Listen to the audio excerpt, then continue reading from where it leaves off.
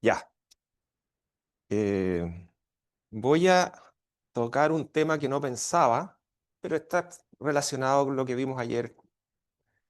Y dos pasajes para partir. De hecho, innecesario es que lo busquen. Éxodo 20:13. No matarás. Listo. No matarás. ¿Y por qué? Bueno, gracias al Señor. Tengo una linda esposa que me da conseja. No, pero eso es verdad, digamos, pero hay múltiples señales en el ambiente y se está tratando de pasar una ley de eutanasia, de la cual, voy a decirlo así, el mundo evangélico no está ni ahí.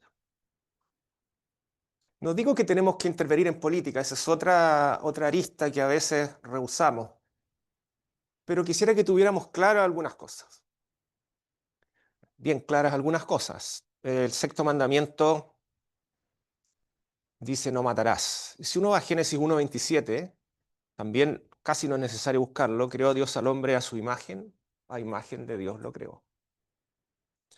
Entonces vemos que tras una supuesta falsa, vamos a ver por qué falsa autonomía o capacidad de elegir, el hombre se arroga a intervenir y a terminar la vida desde su inicio y ahora también quiere hacerlo legalmente al final.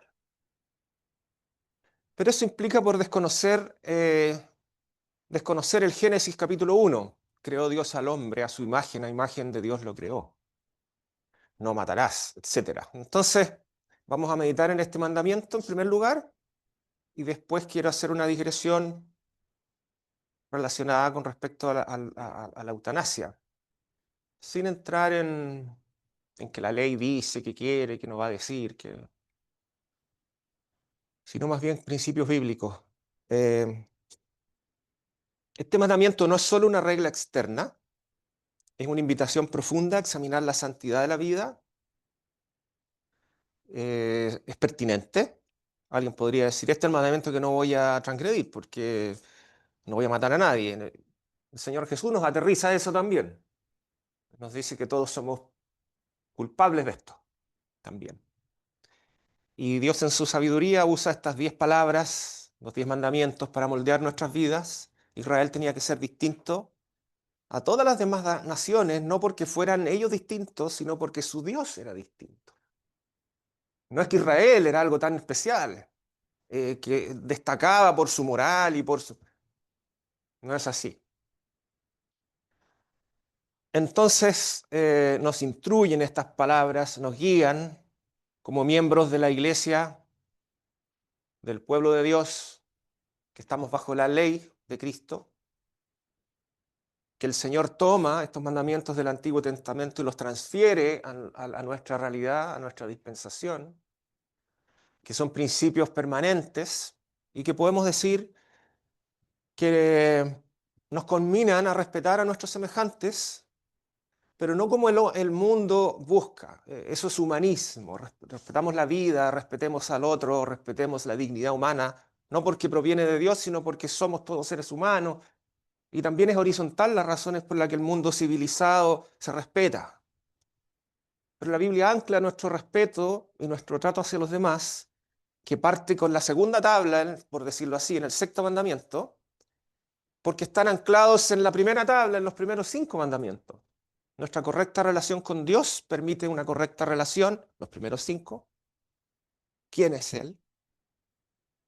Permite entender quiénes son los demás. Entonces permite tratarnos bien, porque estamos anclados a lo primero. Si tenemos claro quién es Dios, nuestra vinculación con Él, nos podemos vincular correctamente con nuestros semejantes. Y ahí vienen las instrucciones hacia el resto. Pero primero necesitamos entender bien quién es Dios. Entonces no leemos el sexto mandamiento y los que siguen sin haber sido enseñados primero por Dios respecto de Él. Israel tenía que entender quién era su Dios y después podía cumplir con sus semejantes lo que Dios quería, si estaba de acuerdo ya con lo que Dios piensa.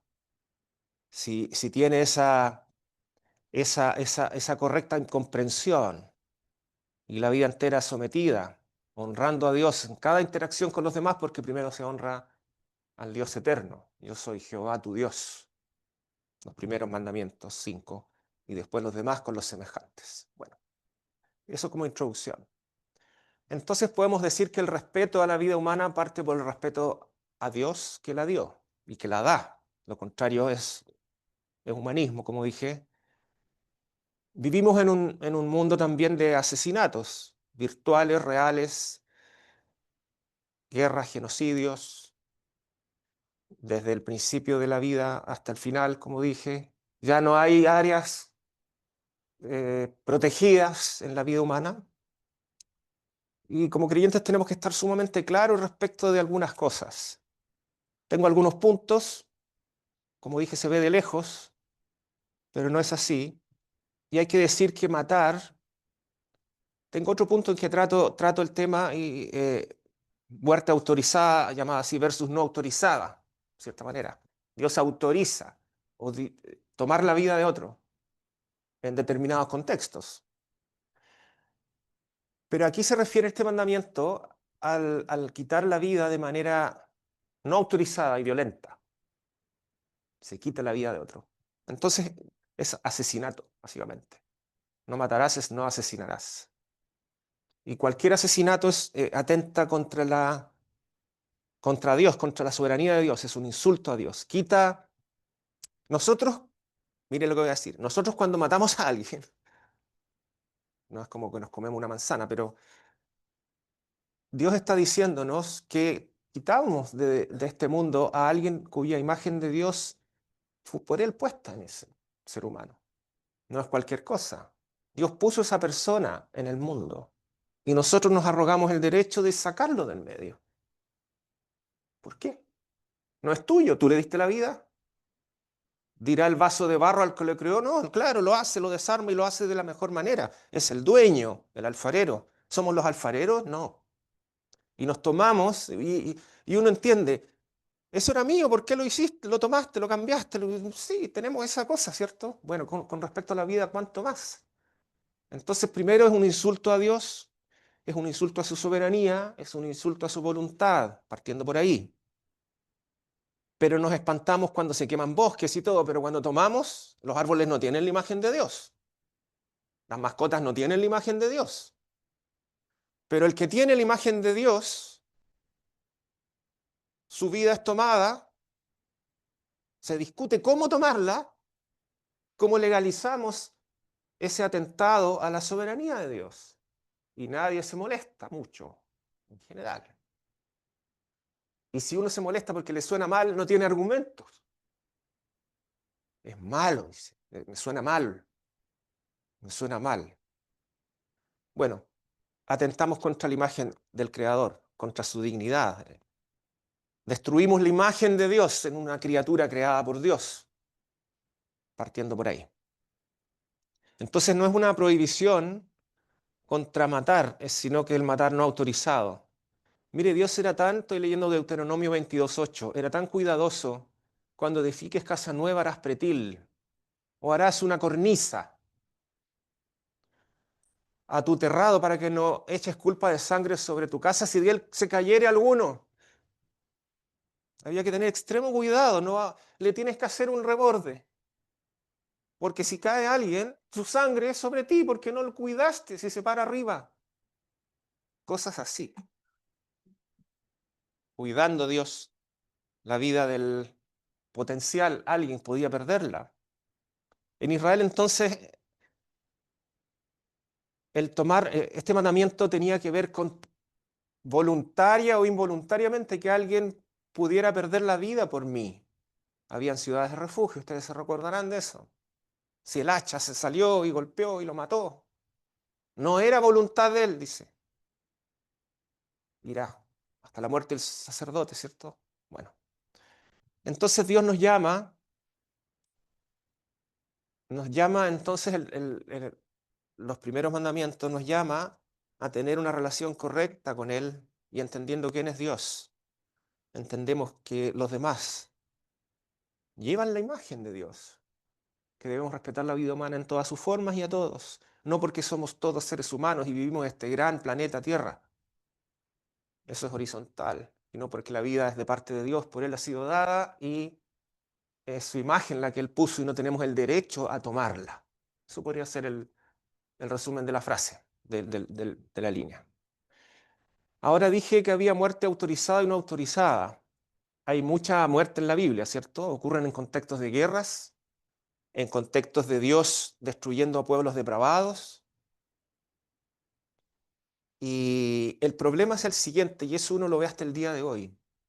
Porque Dios, mire, Génesis 15:16, aún no ha llegado a su colmo la maldad del amorreo hasta aquí. Dios autorizó a su pueblo a hacer juicio, a arrasar. Cuando la maldad subía hasta un punto que Dios no lo podía tolerar.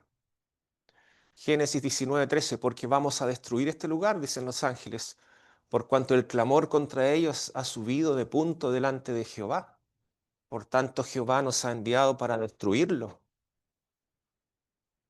Jonás, levántate y ve a Nínive, Jonás 1:2, aquella gran ciudad y pregona contra ella porque ha subido su maldad delante de mí. Dios autorizó a arrasar con quienes su maldad era tan alta que Dios no podía ya tolerarlo. Pero ¿sabe cuál es el problema de lo que dije que lo vemos hasta el día de hoy?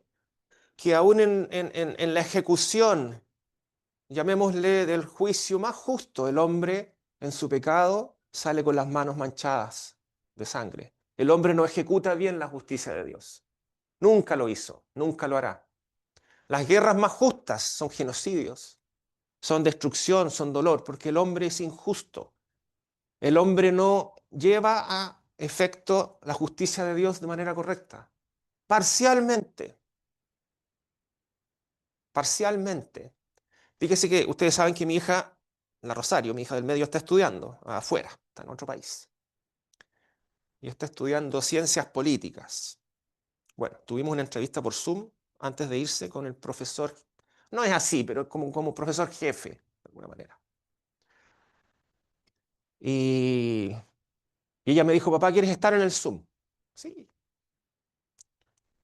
Y él me dijo, bueno, gusto de conocer. Él es canadiense, pero vive en los Estados Unidos, por supuesto. Hace clases ahí. Y él me dijo, me preguntó si yo sabía lo que eran ciencias políticas. No mucho. Mira, me dijo, nosotros nos enredamos con preguntas como esta. Si la caída no hubiera ocurrido, es una universidad cristiana, si la caída no hubiera ocurrido, ¿sería necesario el Estado? Nunca se me había ocurrido. ¿Sería necesario el Estado? Me dijo. Esas son las preguntas que tenemos que hacernos. Porque son parches. El Estado es un parche. ¿Se fijan? Si la caída no hubiera ocurrido, ¿sería necesaria una estructura judicial? Orden, no hagas esto, no el semáforo, la luz roja. Claro, todas las cosas tienen que ver con que estamos arruinados y en nuestra sociedad y el hombre está arruinado. Entonces hay formas en que el hombre ha tratado de. E Israel recibió, pero recibió, y lo voy a decir, es injusto, pero recibió un parche. Recibió formas en las cuales Dios tiene que recordarle quién es Él, para que puedan vivir un poco mejor, no sacarse los ojos a la primera interacción, que seamos respetuosos. Y ya Andresito nos contó, y claro, porque no sabemos vivir, y de la guerra, Israel hacía lo que quería, y lo sigue haciendo, la nación moderna de Israel, que está lejos de Dios. Pero el hombre no ejecuta bien la ley de Dios.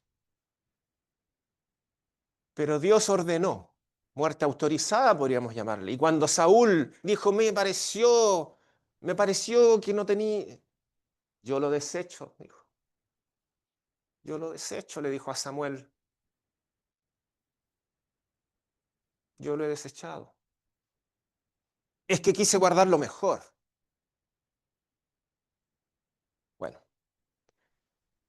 Debemos decir entonces que aún por la guerra más justa el hombre peca.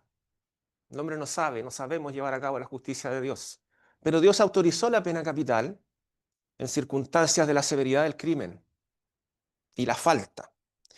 Y tengo que decir que la pena capital, la pena de muerte, no es para solucionar ningún problema, es justicia, porque el que hizo algo merece. Y Pablo lo transfiere del Antiguo, del Éxodo, al Nuevo Testamento. Y nos dice, Romanos 13:4, es servidor de Dios para tu bien, pero si haces lo malo, teme, porque no en vano lleva la espada. La espada no es para hacer nanay. La espada es para quitar la vida. Entonces Pablo toma y dice, el, el agente de justicia, no en vano, tiene autorización de Dios para tomar la vida. Alguien va a decir, no, no tengo por qué estar de acuerdo con lo que pienso. ¿Han escuchado esa expresión? Uno dice, sí, pero es que el cristianismo introdujo el amor, entonces esto es del antiguo. No, Pablo, Romanos 13:4, entiendo yo que está en el Nuevo Testamento. Ahí empiezan los conflictos, ¿cierto? Y es que yo creo, es que yo pienso. Pero se nos dice que tiene autoridad de tomar la vida, no en vano lleva la espada. Entonces tengo que decir que la pena capital es parte del plan de Dios, desde el pacto de Dios con Noé. Cómo la sociedad individualmente lo arregla, lo acomoda, no es mi intención, ni lo podemos tratar en este minuto. Pero el que derramare sangre de hombre, por el hombre su sangre será derramada, porque a imagen de Dios. ¿Por qué? ¿Por qué? Porque el que derrama sangre de hombre tomó la imagen de Dios de ese hombre y la destruyó.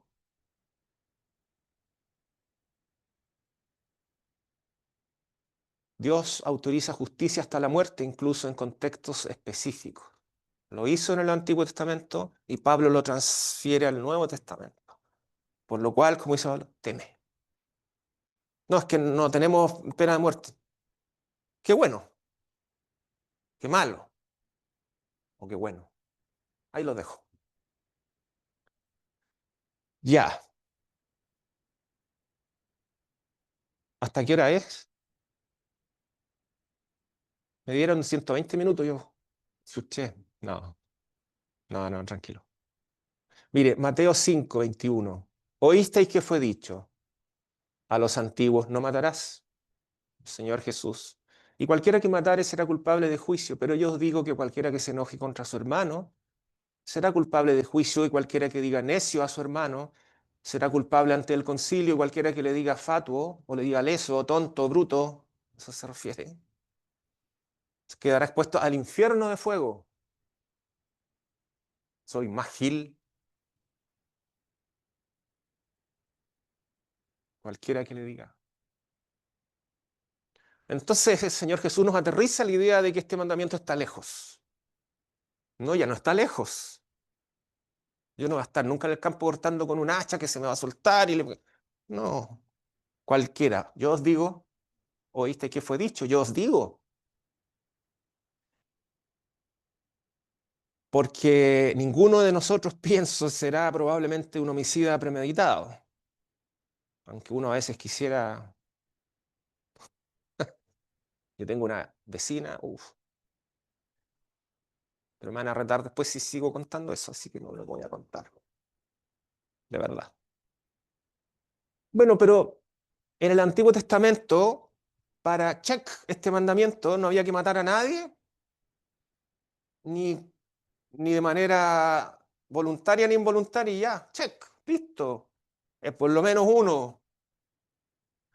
Pero en el Nuevo Testamento, Pablo, el Señor Jesús, nos enseña que no es así, que está cerca de cada uno de nosotros el transgredir este mandamiento, y estamos en grandes problemas entonces, porque la ira humana es una fuerza compleja, muy compleja. Y en algunas personas está lista para atacar el bocinazo, pero si pudiera matarlo, lo mato. O si le pasó algo malo, casi que me alegro. Ayer lo escuchábamos, ¿cierto? Falleció alguien, lo asesinaron y muchos sonrieron. Y tanto sonrieron que lo echaron de los trabajos a varios, digamos.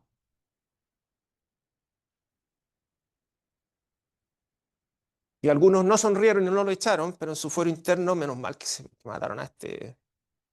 Cosas así, ¿cierto? Y hay un político, ojalá se muriera. No, solucionaría tantos problemas si se muriera tal persona. Bueno, el Señor Jesús nos pone esto en el día a día, en nuestra mente. Pero hay otra cosa que quisiera, porque nuestro corazón salta rápido, ¿ah? A la irritación y al pensar y después la educación y todo, y uno de cosas que no dice. Pero mire, voy a leer dos pasajes, 2 Crónicas 24, 20. Dice, entonces el Espíritu de Dios vino sobre Zacarías, hijo de Joiada, el cual se puso en pie delante del pueblo y les dijo, así ha dicho Dios, ¿por qué quebrantáis los mandamientos de Jehová? No os vendrá bien por ello. Por haber dejado a Jehová, él también os abandonará. Mas ellos hicieron conspiración contra él y por mandato del rey lo apedrearon hasta morir en el patio de la casa de Jehová. Así el rey Joás no se acordó de la misericordia de Joiada, padre de Zacarías, que había hecho con él. Antes mató a su hijo, quien le dijo al morir, Jehová lo vea y lo demande. ¿Cuál es este punto? Israel fue culpado de derramar sangre por connivencia con muerte de los profetas, por no reaccionar a muertes injustas. Entonces ya se nos acercó mucho más el mandamiento. Israel no reaccionó a muertes injustas. Tan así, casi que redescubro este pasaje, Mateo 23, 29, Jesús, mire, ay de vosotros escribas y fariseos hipócritas, porque edificáis los sepulcros de los profetas, los adornáis con monumentos de los justos y decís, mire, si hubiésemos vivido en los días de nuestros padres, no hubiéramos sido sus compañeros en la sangre de los profetas. No, nosotros no lo habríamos.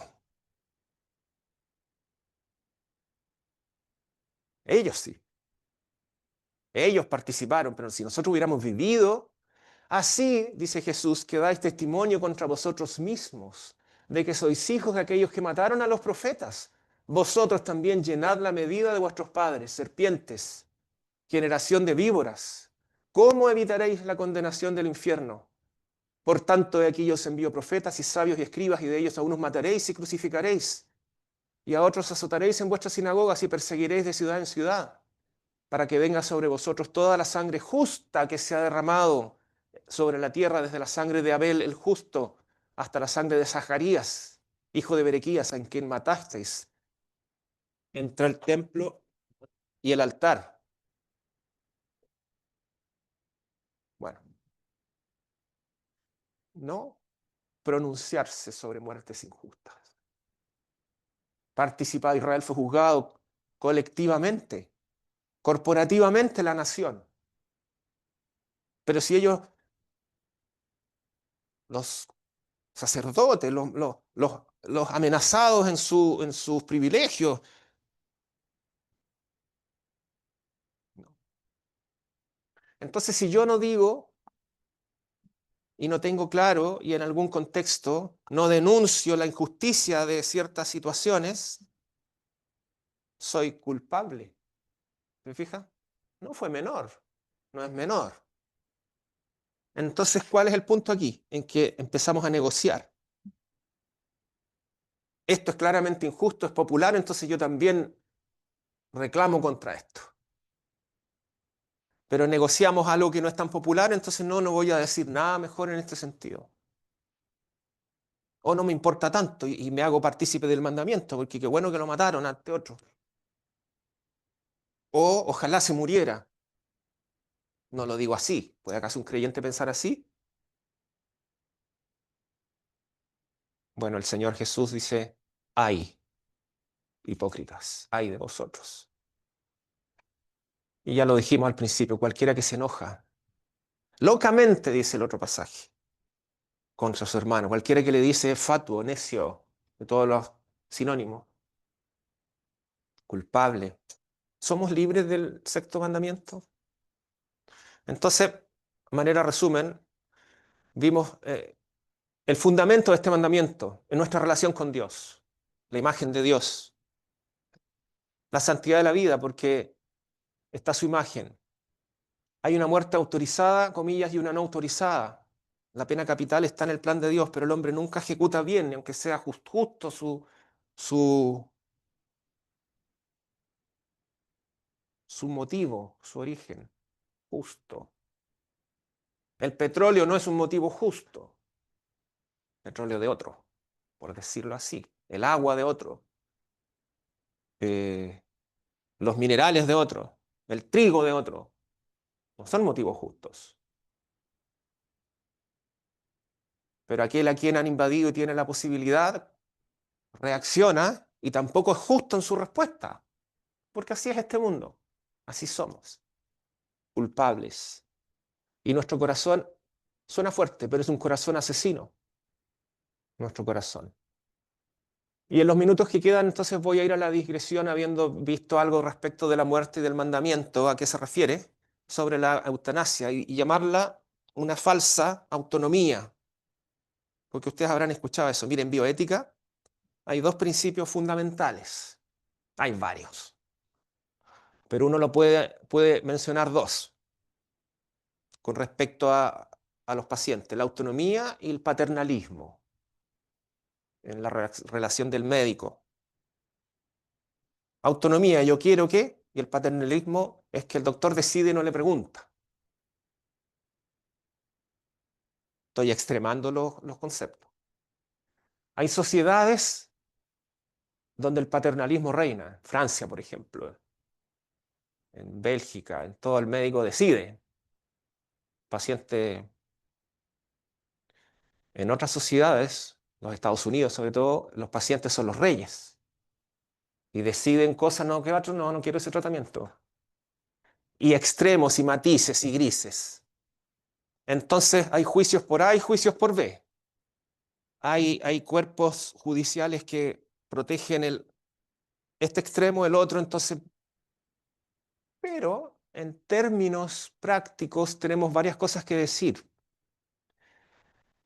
La eutanasia en su etimología es el bien morir. Se busca eso, digamos, que muera bien, que se vende así, que no sufra. Ya sufre tanto. Tomemos su vida mejor y convenzámoslo o que él pida la autonomía. Yo quiero que, entonces facilítenme. ¿Y cómo vamos a hacer como sociedad tan inhumanos para no procurarle a alguien que ha sufrido tanto y está sufriendo los mecanismos y las formas de poner fin a su vida? Todo lo que hemos hablado hasta ahora tiene que ver, ustedes inmediatamente serían capaces, pienso, de discriminar que no tenemos el derecho a tomar nuestras propias vidas. De manera, no estoy hablando de trastornos del ánimo y todo, Asaf, Elías, David, no quiero vivir más, Señor, quítame la vida. Pero Elías entrega su vida a Dios, quítamela tú. ¿Se fijan? Elías hasta en su depresión más profunda fue capaz de entender bien, pero no siempre es así, porque es enfermedad. Deuteronomio 32, 39. Yo hago morir y yo hago vivir. ¿Quién dice eso? Ved ahora que yo soy, y no hay dioses conmigo. Yo hago morir y yo hago vivir. Yo hiero y yo sano, y no hay quien pueda librar de mi mano. Dios establece quién es Él, que Él define. Claro, tuvo un accidente.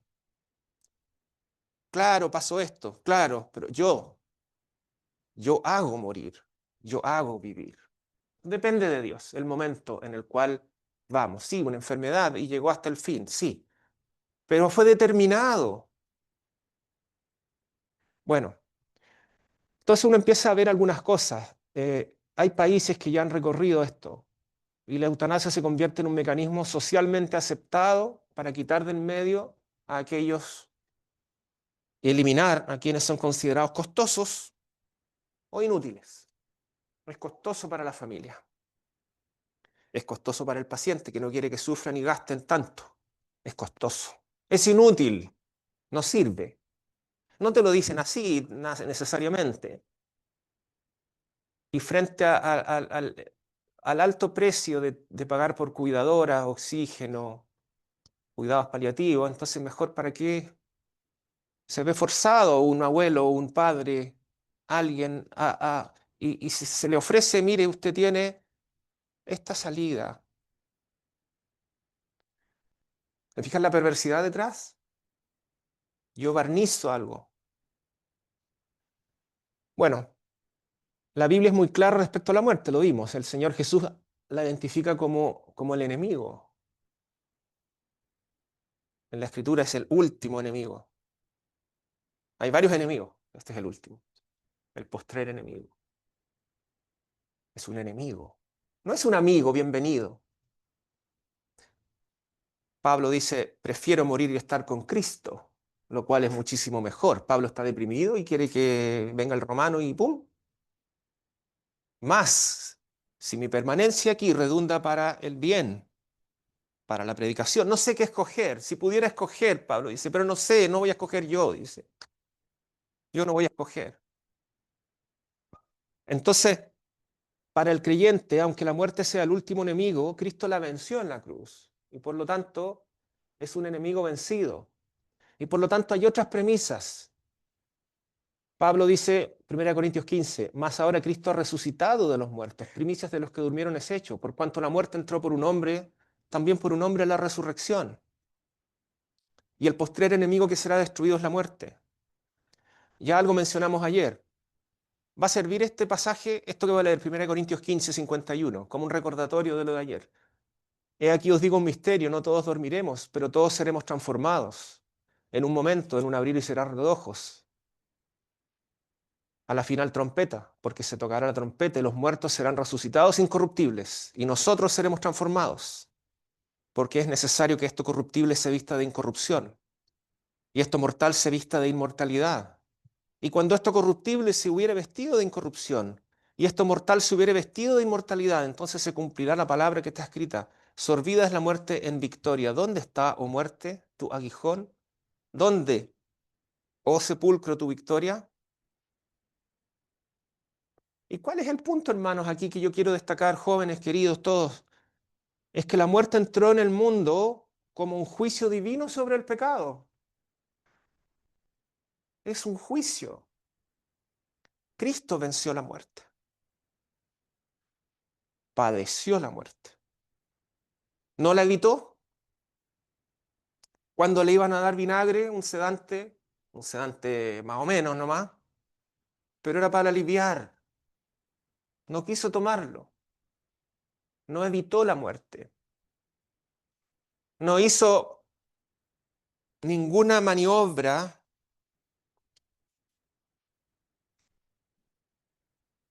sufrió la cruz. Es el juicio. Con el sudor comerás el pan hasta que vuelvas a la tierra, porque de ella fuiste tomado. Génesis 3:16. Pues polvo eres y al polvo volverás.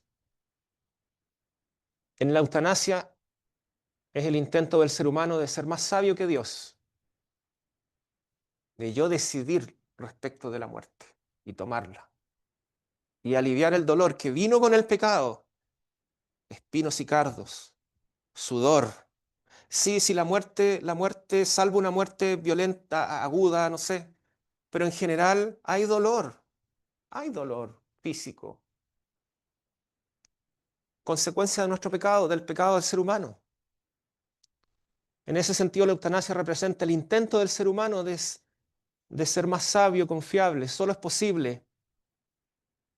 ¿Sabe cuándo es posible pensar en esto? Cuando el hombre ha dejado a Dios, porque si yo no creo en las 5 tablas primeras, no son mi guía ni mi regla para las 5 segundas. Entonces ya todo depende del consenso y de una buena argumentación humanista, horizontal, criterios utilitarios. La experiencia en Países Bajos, en Bélgica, Canadá, varios estados de Estados Unidos, donde, donde se ha probado esto, primero bajó la fe, la identificación con la fe cristiana. Nuestra civilización se llama judeo-cristiana occidental. No lo hemos reconocido así, pero toda la dignificación del trabajo de la mujer, todo es después, las sociedades iluminadas por el Evangelio. Ahí floreció la civilización como la conocemos nosotros ahora. Y el hombre dejando las cosas de Dios, la palabra de Dios ahora busca superarlo. Entonces tiene derecho a pensar en tomar la vida, en criterios utilitarios, de que ya no sirve, de que ya... Mire, ¿cuál es la respuesta cristiana al sufrimiento? Este es otro tema. Gálatas 6:2, sobrellevad los unos la carga de los otros y cumplid así la ley de Cristo. ¿Es costoso? Sí. ¿Es costoso emocionalmente? Sí. ¿Familiarmente? Sí. En un mundo caído todo es más costoso. Sobrellevad los unos las cargas de los otros y cumplid así la ley de Cristo. Amor, lamentación, fe, devoción, liturgia, póngale como quiera. Dios, hacerse parte de nuestro destino. Un mundo caído. No era el plan de Dios. La eutanasia promueve una autonomía humana falsa, devaluando la vida, contradiciendo el llamado cristiano de soportar el sufrimiento. Ah, es que me gustaría no tener, no sufrir. Sí, a mí también.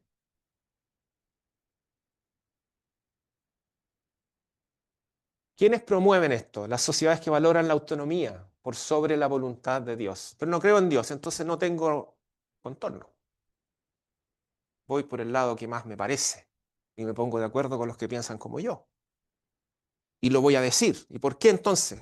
La democracia cristiana da los votos para avanzar en la eutanasia, porque de cristiano no tiene nada. No existen. Fracaso. Fracaso moral postcristiano. Voy a reemplazar el cristianismo con una moral humanista. Fracaso. Fracaso. Ya lo dije. Se ignora la soberanía de Dios sobre la vida. Y Pablo nos enseña cosas que también podemos tomar. 1 Corintios 6:19. ¿O ignoráis que vuestro cuerpo es templo del Espíritu Santo, el cual está en vosotros, el cual tenéis de Dios, y que no sois vuestros? Glorificad pues a Dios en vuestro cuerpo. O voy a hacer una negociación. En este caso sí, en este caso no. ¿Por qué es falsa esta autonomía? Porque se refiere a la ilusión de que los seres humanos podemos ser completamente independientes y autogobernados. Es una ilusión. Nosotros nos pusimos bajo un yugo en la caída. No somos independientes, entregamos nuestra independencia. Nunca somos independientes de Dios. Vosotros sois hijos de vuestro padre, el diablo. Y pretendemos autogobernarnos. No es así. No hay verdadera autonomía. Además, la autonomía nuestra está limitada por nuestra caída, por la caída. Nosotros solos entregamos, nos rendimos. No tenemos autonomía. ¿Cuándo pretendió el hombre? Seréis como Dios. Fue tremendo ese engaño. Seréis como Dios. Seréis como Dios. Dios sabe Dios que el día que ustedes hagan esto, le desobedezcan, tendrán conocimiento pleno. Seréis como Dios. Y nos pusimos bajo otro yugo, como raza, ¿cierto? Entonces, la autonomía no existe, es una ilusión, está limitada por nuestra condición caída y se manifiesta en ideologías que venden el derecho a elegir. No tenemos elección. Entregamos ese derecho, no existe. Es que yo no creo en Dios ni en la Biblia. Ah, entonces tengo licencia. No quita el hecho, pero así es como uno puede justificarse, porque si tengo una regla superior y quien debiera defender esa regla superior no la defiende, y en el Tedeum evangélico nadie habló de esto, y fue el arzobispo Santiago el que fuertemente habló de esto, mejor que cualquier evangélico, entonces estamos bien perdidos, ¿cierto? Estamos bien perdidos. ¿Por qué la eutanasia es una falsa autonomía? Ya voy a ir cerrando. No es verdadera independencia. Dependo de alguien que me quite la vida, que me administre una droga. ¿Cuál es esa independencia? Dependo de una ley, de una institución. Falsa independencia. Promete libertad, pero entrega esclavitud. ¿Sabe cuál es esclavitud? Una de las cuales es yo no me siento útil.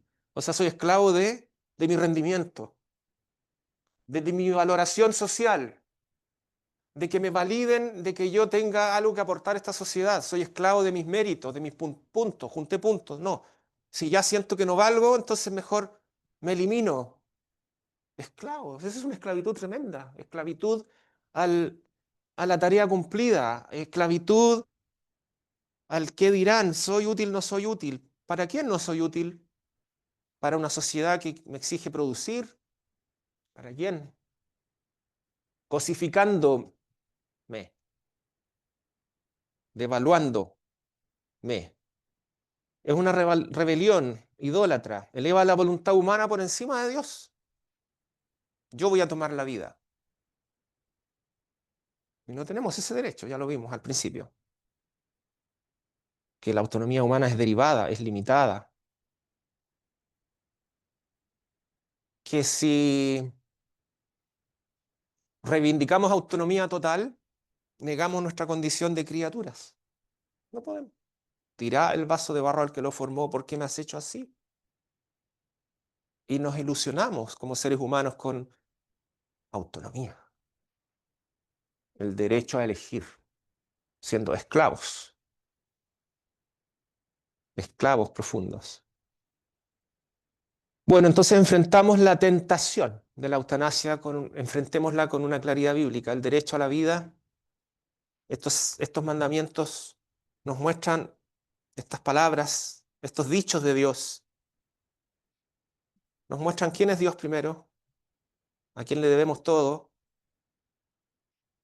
entendiendo eso, creyéndolo, recibiéndolo, aceptándolo, honrándolo, no tendiendo dioses ajenos. ¿Cuál es un Dios ajeno aquí? El yo, mis derechos. No tendrás dioses ajenos delante de mí. Teniendo la sumisión delante de Dios que toma de lo suyo y nos lo dio. Entendemos del mandamiento 6 al adelante, la segunda tabla, como les digo, no matarás. Me llevo bien con los demás no porque yo voy a ser una buena persona, sino porque Dios, que puso su imagen en todos mis semejantes, me conmina y me obliga, me veo moralmente, espiritualmente, obligado a tratar a los demás de la mejor manera. Y pensar en destruir la imagen de Dios, quitando la vida de A, B o C, esta persona, y todo, o pensar mal de Él, pasa a ser una transgresión al mismo Dios, porque Él decidió en su voluntad que existiera tal persona. Porque el sufrimiento nos lleva hacia Dios. Nos lleva hacia Dios.